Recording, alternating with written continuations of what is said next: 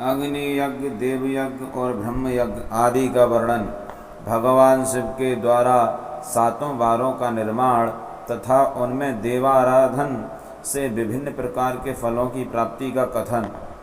ऋषियों ने कहा, प्रभो, अग्नि यज्ञ, देव यज्ञ, ब्रह्म यज्ञ, गुरु पूजा तथा ब्रह्म तृप्ति का हमारे समक्ष क्रमशः वर्णन कीजिए।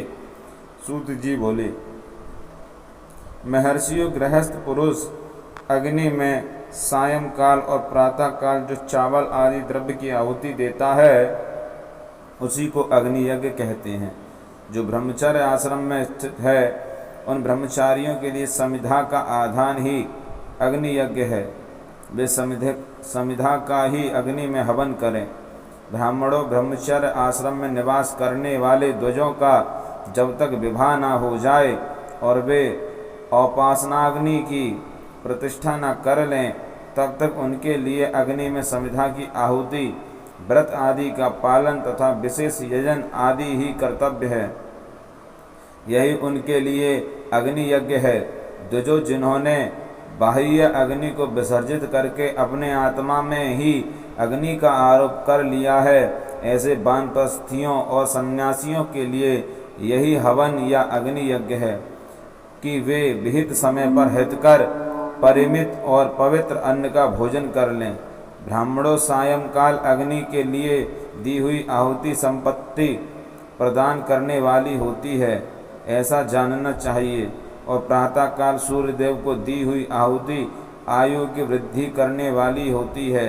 यह बात अच्छी तरह समझ लेनी चाहिए। दिन में अग्निदेव सूर्य में ही प्रविष्ट हो जाते हैं अतः प्रातःकाल सूर्य को दी हुई आहुति भी अग्नि यज्ञ के ही अंतर्गत है।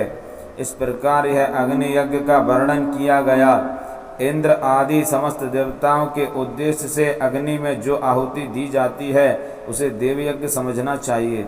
स्थाली पाक आदि यज्ञों को देव यज्ञ ही मानना चाहिए। लौकिक अग्नि में प्रतिष्ठित जो चूड़ाकरण आदि संस्कार निमित्तक हवन कर्म हैं उन्हें भी देव यज्ञ के ही अंतर्गत जानना चाहिए। अब ब्रह्म यज्ञ का वर्णन सुनो। द्विज को चाहिए कि वह देवताओं की तृप्ति के लिए निरंतर ब्रह्म यज्ञ करे।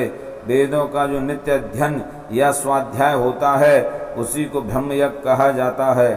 प्रातः नित्य कर्म के अनंतर सायंकाल तक ब्रह्म यज्ञ किया जा सकता है, उसके बाद रात में इसका विधान नहीं है। अग्नि के बिना देव यज्ञ कैसे संपन्न होता है, इसे तुम श्रद्धा से और आदर पूर्वक सुनो।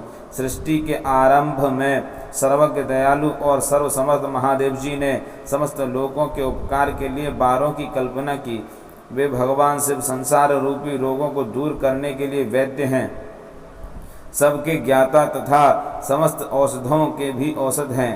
उन भगवान ने पहले अपने वार की कल्पना की जो आरोग्य प्रदान करने वाला है, तत्पश्चात अपनी माया शक्ति का वार बनाया जो संपत्ति प्रदान करने वाला है। जन्म काल में दुर्गतिग्रस्त बालक की रक्षा के लिए उन्होंने कुमार के वार की कल्पना की। तत्पश्चात सर्वसमर्थ महादेव जी ने आलस्य और पाप की निवृत्ति तथा समस्त लोगों का हित करने की इच्छा से लोक रक्षक भगवान विष्णु का वार बनाया। इसके बाद सबके स्वामी भगवान शिव ने पुष्टि और रक्षा के लिए आयु करता त्रिलोक सृष्टा परमेष्टि ब्रह्मा का आयुष कारक वार बनाया जिससे संपूर्ण जगत के आयुष की सिद्धि हो सके। इसके बाद तीनों लोकों की वृद्धि के लिए पहले पुण्य पाप की रचना हो जाने पर उनके करने वाले लोगों को शुभाशुभ फल देने के लिए भगवान शिव ने इंद्र और यम के वारों का निर्माण किया। ये दोनों वार क्रमशः भोग देने वाले तथा लोगों के मृत्यु भय को दूर करने वाले हैं। इसके बाद सूर्य आदि 7 ग्रहों को जो अपने ही स्वरूप भूत तथा प्राणियों के लिए सुख दुख के सूचक हैं, भगवान शिव ने उपर्युक्त 7 वारों का स्वामी निश्चित किया। वे सब के सब ग्रह नक्षत्रों के ज्योतिर्मय मंडल में प्रतिष्ठित हैं। शिव के वार या दिन के स्वामी सूर्य हैं। शक्ति संबंधी वार के स्वामी सोम हैं। कुमार संबंधी दिन के अधिपति मंगल हैं। विष्णु वार के स्वामी बुध हैं। ब्रह्मा जी के वार के अधिपति बृहस्पति हैं, इंद्रवार के स्वामी शुक्र और यमवार के स्वामी शनिश्चर हैं। अपने अपने वार में की हुई उन देवताओं की पूजा उनके अपने अपने फल को देने वाली होती है। सूर्य आरोग्य के और चंद्रमा संपत्ति के दाता हैं। मंगल व्याधियों का निवारण करते हैं, बुद्ध पुष्टि देते हैं। भगवान आयु बृहस्पति आयु की वृद्धि करते हैं, शुक्र भोग देते हैं और शनिश्चर मृत्यु का निवारण करते हैं। ये 7 वारों के क्रमशः फल बताए गए हैं जो उन देवताओं की प्रीति से प्राप्त होते हैं। अन्य देवताओं की भी पूजा का फल देने वाले भगवान शिव ही हैं। देवताओं की प्रसन्नता के लिए पूजा की 5 प्रकार की पद्धति बनाई गई।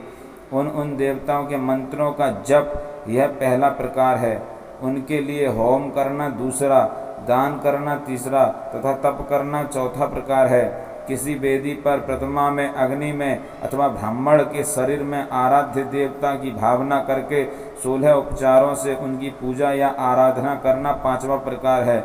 इनमें पूजा के उत्तरोत्तर आधार श्रेष्ठ है। पूर्व के अभाव में उत्तरोत्तर आधार का अवलंबन करना चाहिए।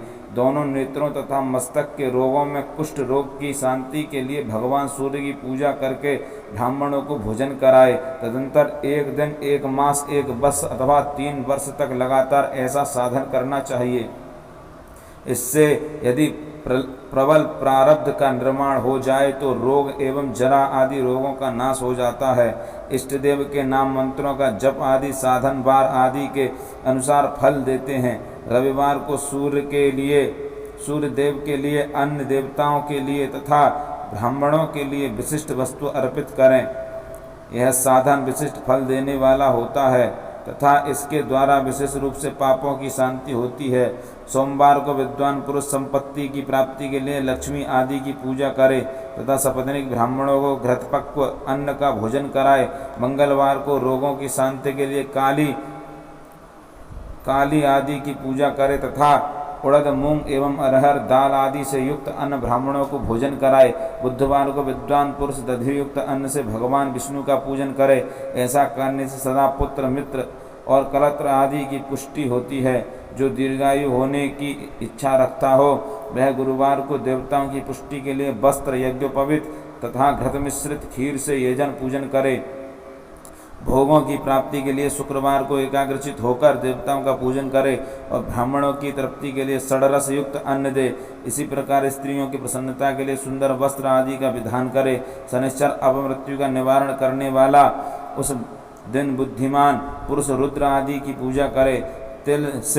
तिल के होम से, दान से देवताओं को संतुष्ट करके ब्राह्मणों को तिल मिश्रित अन्न भोजन कराए। जो इस तरह देवताओं की पूजा करेगा वह आरोग्य आदि फल का भागी होगा।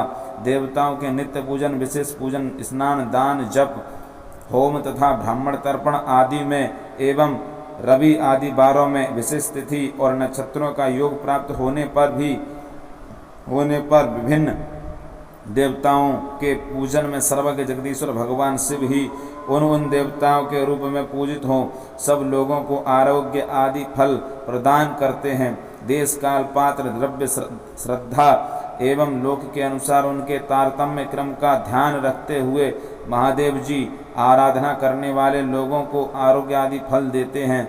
शुभ मांगलिक कर्म के आरंभ में और अशुभ अंत्येष्टि आदि कर्म के अंत में तथा जन्म नक्षत्रों के आने पर गृहस्थ पुरुष अपने घर में आरोग्य आदि की समृद्धि के लिए सूर्य आदि ग्रहों का पूजन करे। इससे सिद्ध है कि देवताओं का यजन संपूर्ण अभिष्ट वस्तुओं को देने वाला है। ब्राह्मणों का देव यजन कर्म वैदिक मंत्र के साथ होना चाहिए। यहाँ ब्राह्मण शब्द क्षत्रिय और वैश्य का भी उपलक्षण है। शूद्र आदि दूसरों का देवयज्ञ तांत्रिक विधि से होना चाहिए। शुभ फल की इच्छा रखने वाले मनुष्यों को 7 ही दिन अपनी शक्ति के अनुसार सदा देव पूजन करना चाहिए। निर्धन मनुष्य तपस्या, व्रत आदि के कष्ट सहन द्वारा और धनी धन के द्वारा देवताओं की आराधना करे। वह बार बार श्रद्धापूर्वक इस तरह के धर्म का अनुष्ठान करता है और बारंबार पुण्य लोकों में नाना प्रकार के फल भोगकर पुनः इस पृथ्वी पर जन्म ग्रहण करता है। धनवान पुरुष सदा भोग सिद्धि के लिए मार्ग में वृक्षादि लगाकर लोगों के लिए छाया की व्यवस्था करे, जलाशय, कुआं, बावली और पोखरें बनवाए, वेद शास्त्रों की प्रतिष्ठा के लिए पाठशाला का निर्माण करे तथा अन्यान्य प्रकार से भी धर्म का संग्रह करता रहे। धनी को यह सब कार्य सदा ही करते रहना चाहिए। समय अनुसार पुण्य कर्मों के परिपाक से अंतःकरण शुद्ध होने पर ज्ञान की सिद्धि हो जाती है। जो इस अध्याय को सुनता, पढ़ता तथा सुनने की व्यवस्था करता है, उसे देव यज्ञ का फल प्राप्त होता है। हर हर महादेव।